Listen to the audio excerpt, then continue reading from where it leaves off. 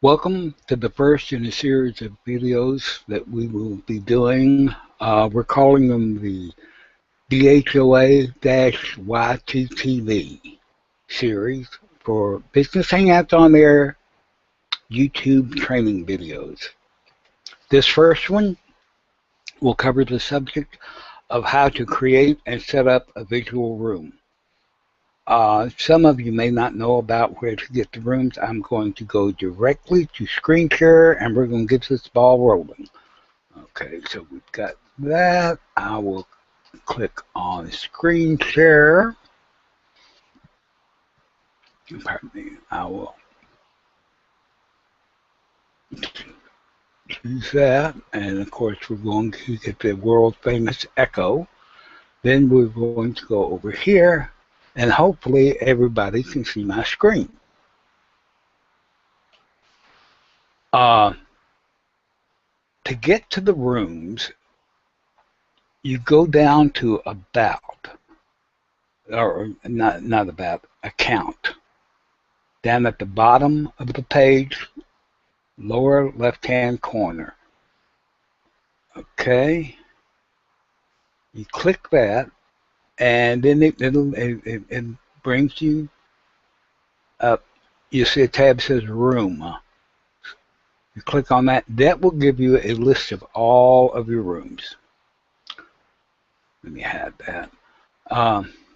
Most of you, if you have not already created any rooms, will only have one, and that will be Auditorium 2. Okay? To add and create another room, you scroll all the way down, and at the bottom there is a green button. And I forget whether it says add a room or create a room. I can't see it on my screen because all I see is the top part of it. But you can click on that button, and it asks you for a room name. You can name this new template that you're getting ready to create. It has to be alphanumeric. It cannot contain spaces. It says choose your room template. If you have more than one room, I'm assuming that this lets you choose other templates. But you've only got Auditorium 2, so leave it at that. And we will call this, since they list alphabetically, we'll say 1.1. Oh, wait, it has to be alphanumeric. Okay, so we'll say 111. Okay, and we will save that room. Okay. It'll go back to your showing all your rooms, and there's 111. That's our new room. Now you click on the blue picture to get into the room to set up the properties. You do not click on the name. It won't let you. So you click on the room, and you'll see this screen. Each one of these headings has drop-down menus under it with fields that you need to fill in or checkboxes that you have to check or whatever. So the first one is room properties. We'll click on that. You'll notice it says max avatars count. That's the number of people that will be allowed in this room at one time. Okay. It is usually set at 100. I believe that's the default. Or, no, that's the default. But you can fill in other numbers. Like I've got the $49 account. That gives me unlimited. I don't know what the maximum number you can fill in here, but technically I could have 10,000 viewers, but I don't know whether it'll take 10,000. I could put in 1,000, I suppose, or you could limit it the other way. If you've got an account, an unlimited account, and you want to restrict the room to only 20 people at a time, you just put 20 in there. If you want anybody to be a room moderator, you put their email address in here. You can have up to 3 moderators. You enter their email addresses one after the other, separated by a space, not a comma. The bell emails, those are email addresses for people who want to help you out. Basically what happens is when somebody comes into the room, anybody that's on the bell email, they get an email alert that somebody has entered the room and needs help or wants to talk to somebody or whatever. And that email includes a join button. So you can join them just by clicking on the button in the email, come right into this room and talk with them or help them with their problem or whatever it is. The main thing you've got to remember is when you start telling people to go to a room rather than an event, you've got to explain to them that it will trigger an email alert, but they have to give people time to respond to that. It takes time once that email is triggered to reach anybody on the bell list. They may not be at their computer right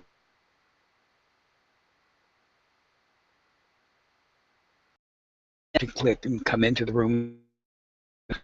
If you're going to be giving out the room link, which we'll show you where that is later, be sure and explain to them that they trigger an alert and hang around for a little bit. When they come in, they're going to have a chat area. If they will just put in something in the chat area, make a comment, or explain the question that they want to ask, and you can be thinking about it while you're coming into the room, because you will also get an email for that if you set it up right. I'll show you that also. The attendees visibility, that is where you have your participants and your viewers grouped together. They are called attendees, and you can make that column visible or invisible. If you're holding a rather large gathering in the room, you may not want to know people to know who all is there. They could be there, anonymously or whatever. You just check that, and that thing goes away, and the count and names disappear.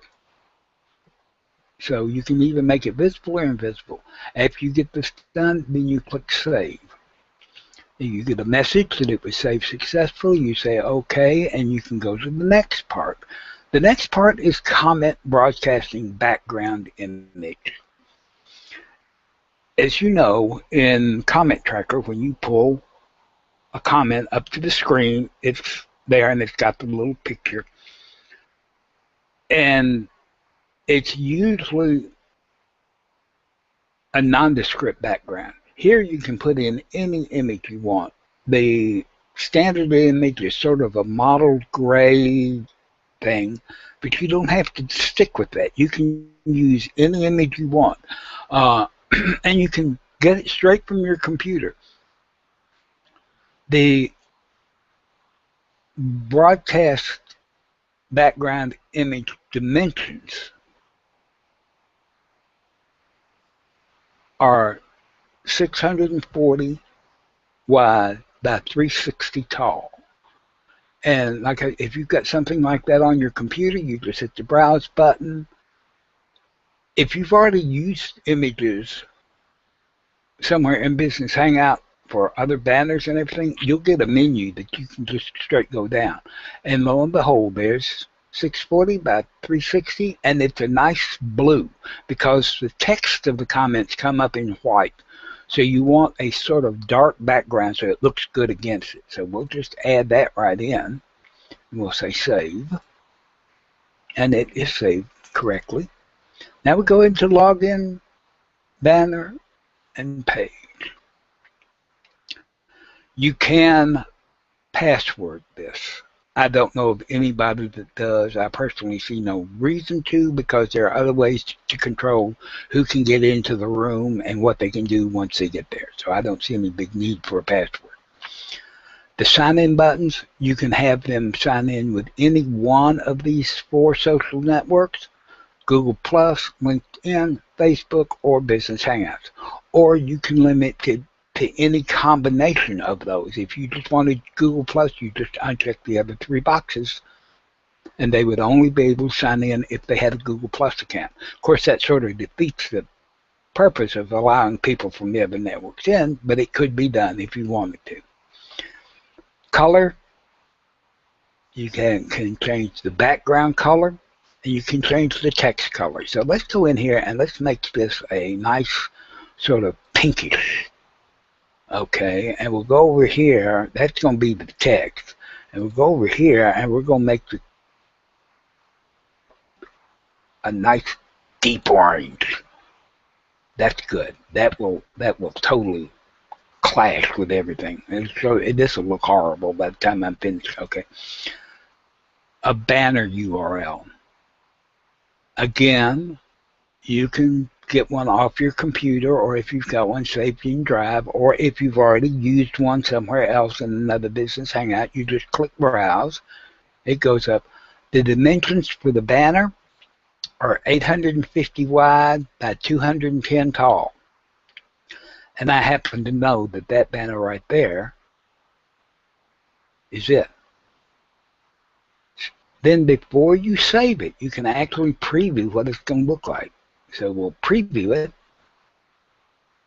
Okay, there's the red, the orange that I showed, and the text that they are talking about is the text that appears on the registration page, which is right here in front of that.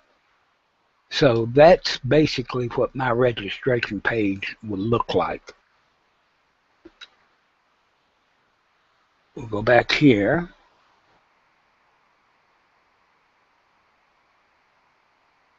We say, okay, quadrant. This is available only to those with paid accounts, as is the login page and banner. You cannot customize those with a free account. You have your initial shared content. This can be a video, so that when people come in and they're waiting for you to start the broadcast, they'll see a video. You know, if you don't put anything in here, then it will default down to the rotating ads that everybody's familiar with in the second quadrant. So you can say how many seconds you want it to run. If you've got your images already up in somewhere that you've used before, or on your, you can just, now if you don't have them, nothing shows up here, you click choose file, that'll take you to your computer, you can find any file on it, and you just, as long as it's a valid URL, you can put it in here. And when you go to add them, once you find it, you click on the blue name. You do not click on the little icon. So we'll say 12, and that was add 1, and we'll go down here, and we'll add 5. It doesn't matter what order they're in, and this is going to be 12. And we're going to browse this, and we'll go down here, and we'll pick the next one, which is 4. Oops, I clicked on the icon. See, it didn't put anything in there, but if I click this, it throws it right in. And then we'll say 12 again. And we'll go down 5, 4. We'll add 3 this time. And it's in there, and we'll say 12. And we'll get the last one in there, and that should be file number 2. File number 2. There we go. So all that, you've got all that filled in. Unlike the video, which has no preview, the rotating ads do. So once you get everything in, you can hit that little preview animation, and we'll sit here for a minute and you watch. Those ads will rotate every 12 seconds. So you can also have this up in the upper left quadrant when people come in to view, as viewers broadcast. It can keep them entertained. You can put the rules of the thing or a short description on one. I mean, whatever your imagination can come up with, you can do. It's really very, very simple.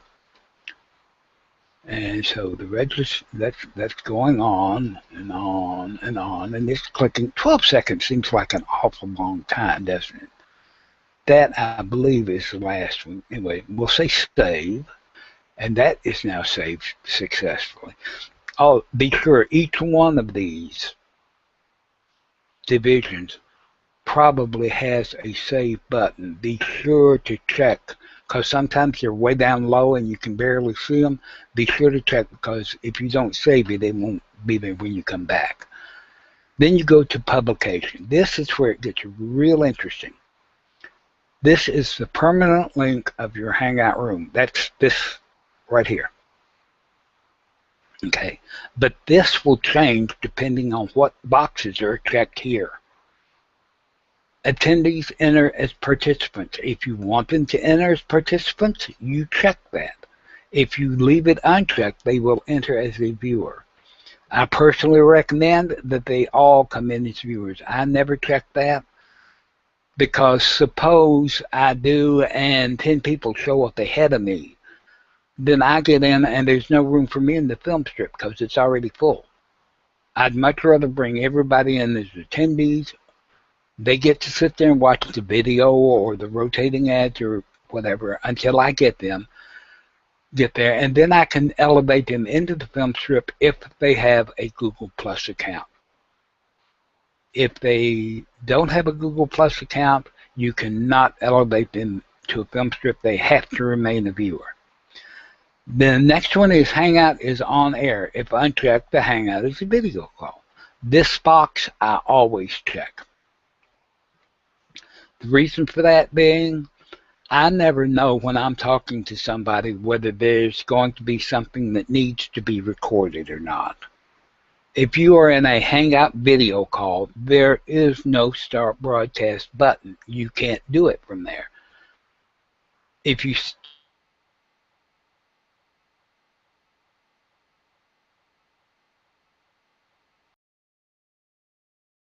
video call with the option to start a Hangout on air if you need to while you're talking to somebody. To me, it makes absolute sense to do it that way.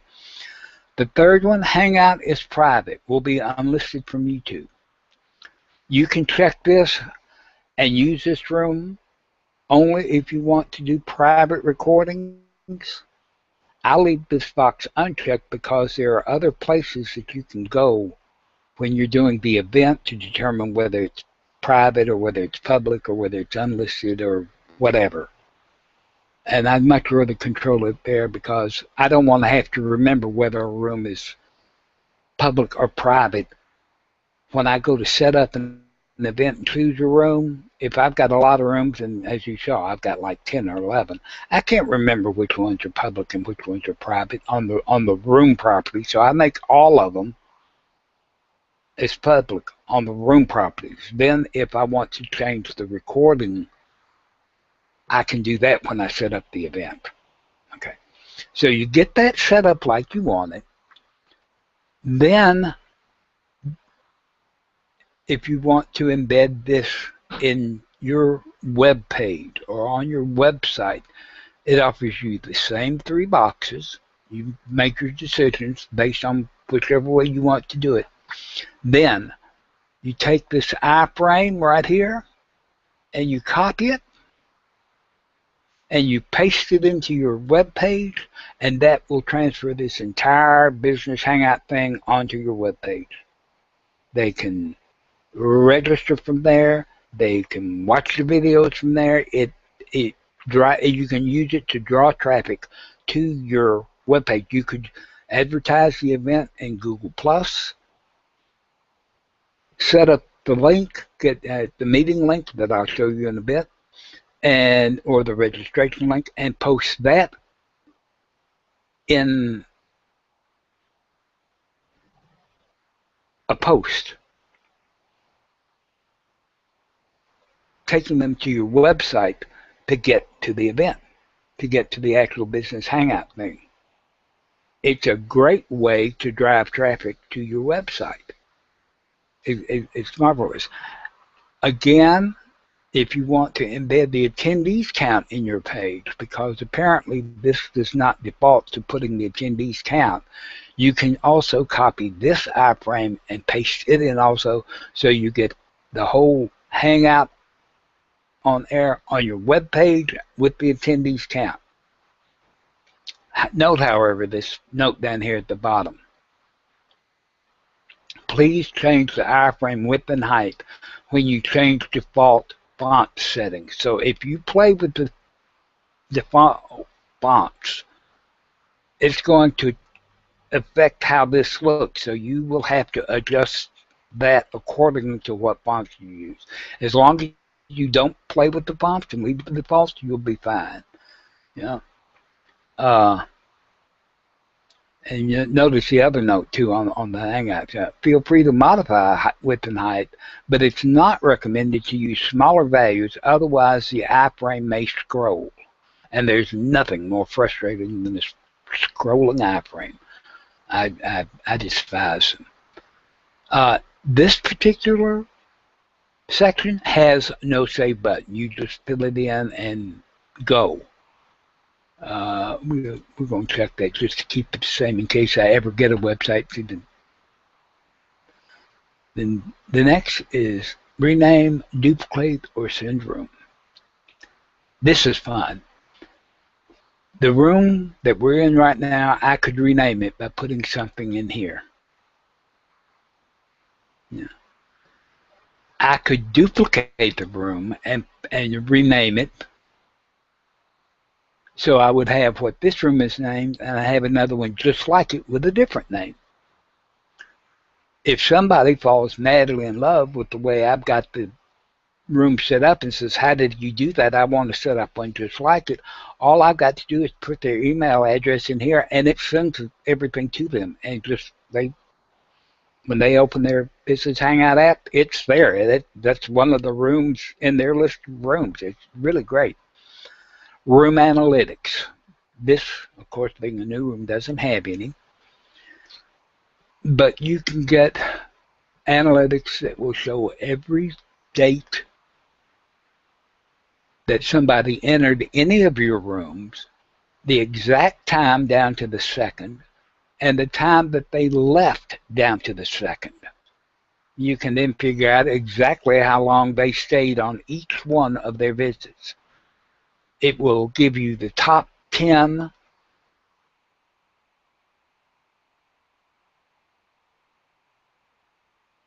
any and or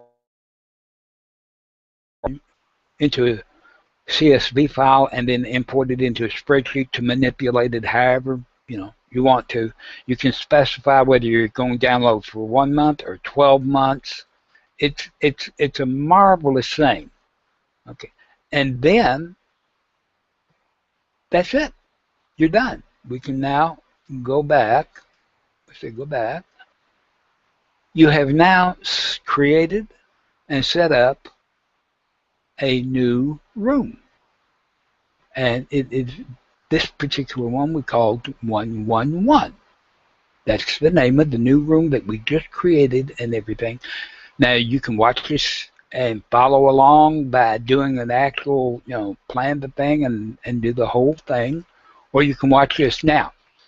This, that we have finished this, I'm going to get out of screen share because I need to talk to you a minute. Let's get out of screen share. Okay. This video is to be watched before attending the event that is in the Hangout or in the user-to-user community for August the 18th, Monday.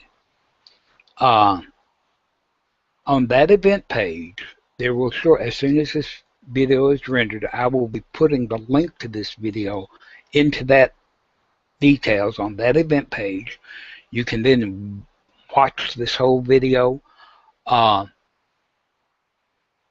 event ticket link is active, so as soon as you watch this video, you can go to the event page, click the ticket, go in and type in any questions that you may have about this into the unified chat box. And you might want to do that ahead of time because here's how it's going to work. When we actually start the event, we're going to take all those questions that had been typed in up to the start time when we start broadcasting. We will answer all of those questions first. After all those questions are answered, Then we will start taking questions from the live audience, the participants, and the viewers. But that comes after we get all the questions answered for anybody that watched this and got their questions in before the event started. That way, they can get their questions answered. They can come get their questions answered first. If they're not interested in if they only want an answer to their questions, they stay till it's answered. Then they're free to leave. Yeah. It saves them time. It'll help us answer more questions because I can read them and think of the answers or get with Michael or whatever and get answers to those questions before we start, so we've got the answers ready. We don't have to think about what they mean, and and if there's clarification needed, we can ask for it. But that's the basic way it's going to work. So I'm going to now end this broadcast. I urge you that as soon as it comes up in the event page, that you watch it, and that you then go into the event on the ticket button and leave any questions that you may have about creating or setting up a visual room in the Business Hangout app. So I'm going to stop this broadcast now. 5, 4, 3, 2, 1.